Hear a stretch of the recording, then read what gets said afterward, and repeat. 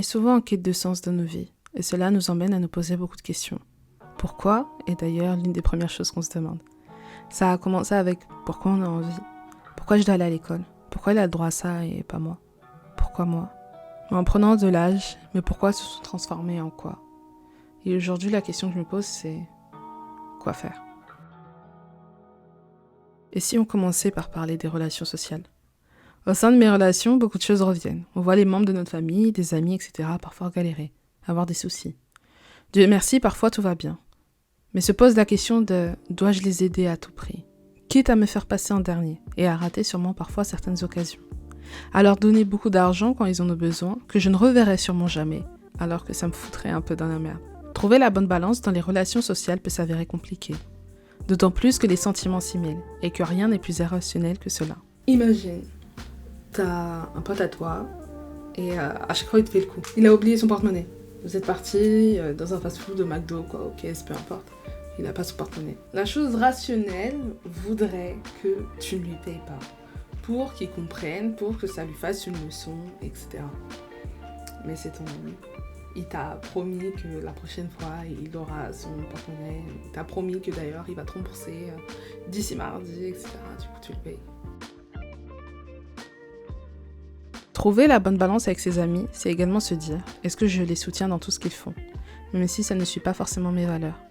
Est-ce que je suis une ride or die? Oui, les relations sociales, c'est compliqué. Beaucoup de questions se posent à chaque fois.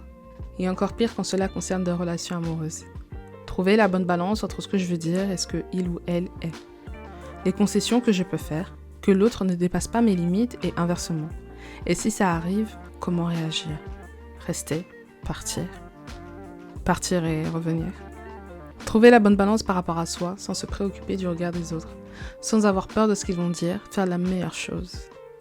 Et là, tu vois, je te parlais des relations sociales, mais il y a aussi le travail. Je pense que l'une des choses les plus compliquées est de trouver la bonne balance entre sa vie professionnelle et sa vie personnelle, qu'on soit salarié ou entrepreneur. La question, elle se pose toujours, de toute façon. Encore plus peut-être quand on est entrepreneur. Suis-je mon travail? Est-ce que cela me définit? Quand les problèmes du boulot commencent à se faire ressentir sur le perso, c'est là que tout prend une autre dimension. Je me rappelle, j'avais commencé un taf et j'étais hyper stressée. J'étais trop stressée, ça se passait pas très bien avec ma boss, enfin du moins on se comprenait pas. Il y avait un problème de compréhension, de communication entre nous. Et j'étais trop stressée. Et j'étais stressée tout le temps, j'y pensais tout le temps. J'y pensais avant, pendant, après le taf. J'y pensais quand j'allais voir mes amis. Et c'est vraiment cette boule au ventre qui me suivait partout. C'était intenable, c'était infernal. J'ai réussi à régler le problème, mais il y en a combien qui n'arrivent pas à régler le problème? Bon, après, avec ma boss, ça s'est mieux passé, mais il y en a pour qui le problème ne passe pas. Deux choses se battent à l'intérieur de moi. Travailler dur pour accomplir tous mes objectifs. Que ça soit avec cette chaîne YouTube, par exemple, mais pas seulement. Une autre partie de moi me dit tout simplement de profiter de l'instant présent. Que l'argent rentre et part et qu'on ne sait de quoi est fait demain. Oui, ce n'est pas simple de savoir où aller et quoi faire. En parlant d'argent d'ailleurs, c'est aussi l'une des choses où il faut trouver la bonne balance. La balance entre hyper économiser et ne plus sortir pour pouvoir garder le plus d'argent possible et profiter de la vie à foison, comme si on allait mourir demain. La question se pose sincèrement et la peur se fait ressentir. Encore plus quand on vit des instants comme le Covid et quand les guerres économiques commencent à nous toucher. Et d'ailleurs, ça me fait penser à cela.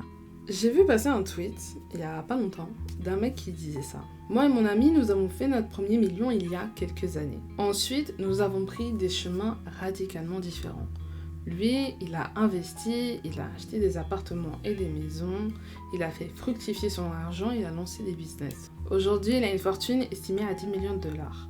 Moi, à l'inverse, j'ai décidé de voyager, de m'acheter des produits de luxe, des vêtements, des bateaux. J'ai rencontré un tas de monde, mais je n'ai plus le million. D'après vous, qui a gagné? Et tout naturellement, il y a quelqu'un qui lui a répondu « Bah, c'est ton ami qui a gagné, parce qu'aujourd'hui, toi, tu n'as plus rien, et ton ami a 10 millions de dollars. » Et il a répondu « Non seulement je n'ai pas plus rien, j'ai encore de l'argent, juste je n'ai plus 1 million de dollars, mais surtout, lui, il a 10 millions de dollars, mais il ne pourra jamais racheter les années qu'il a perdues. » Nous avons tous des manières différentes de profiter de la vie. Mais est-ce que ça vaut vraiment le coup de s'acharner sur un futur hypothétique qu'on n'est pas sûr d'atteindre en sacrifiant quelques années? Ou en profiter à l'instant T? Ou au final, faire une balance des deux? Mais au final, est-ce que le plus important, ça ne serait pas de trouver la bonne balance en nous? Entre ne pas être trop dur avec nous-mêmes et ne pas avoir des excès de confiance non plus. Nous, c'est aussi la santé. La balance entre chiller et se dépenser et faire du sport. La balance entre manger sainement et s'octroyer un petit fast-food, un petit resto de temps en temps. Et si vous me suivez, vous savez que c'est ici que j'ai le plus de mal à trouver la bonne balance. Mais trouver la bonne balance ne se fait pas en un jour. C'est essayer, retenter, échouer, mais ne pas lâcher. Il faut alors avoir la tête reposée, avoir la paix, se sentir bien dans notre corps, bien dans notre tête, dans notre esprit et avancer sereinement.